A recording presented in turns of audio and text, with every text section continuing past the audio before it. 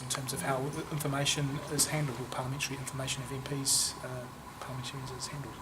Yes, I'm not suggesting that the Privacy Act should apply as such.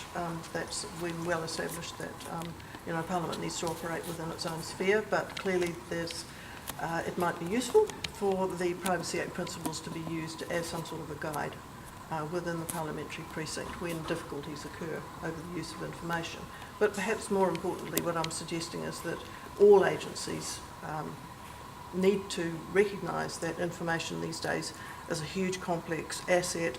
It's collected, used, disclosed and stored and disposed of in many complex ways now, and it's useful to have those protocols to guide you as you deal with this huge asset that information now constitutes. And you think those protocols could be put into standing orders? I wouldn't make a call on that.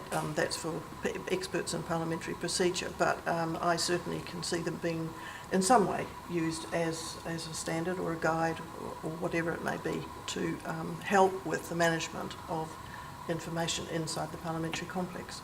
But not legislation, though. At this stage, I personally wouldn't favour legislation, partly because of my background in the Cabinet Office. Do you have any view of the conduct of the Henry inquiry? No, I wouldn't want to express a view on that. Were you surprised at all in terms of like, I mean, the David Henry's evidence was that he didn't address whether or not he had the right to have access to information, and he just assumed that was being dealt with by someone else. Well, that's a matter for the conduct of inquiries and inquiry powers. I think what has emerged is that there's potentially some room for change and improvement in the way information is managed in the parliamentary context, which would then provide guidance when it's tested, say in the case of an inquiry, such as the Henry inquiry. Just on another matter, did you have any communication with the GCSB over Keith Locke's request for confirmation of whether or not he was amongst those 88 folks arguably spied on by the GCSB? You'd have to go to Mr Locke to get that information. Have you had many other inquiries? Or the GCSB. Have you had many other inquiries from people who have been turned down by the GCSB seeking similar confirmation? I don't have that information with me at the moment. Completely different subject. Do you, I mean, setting this in an international context, I mean, the interest of the foreign parliaments in this committee hearing is quite interesting. Do you have any comment to make on that?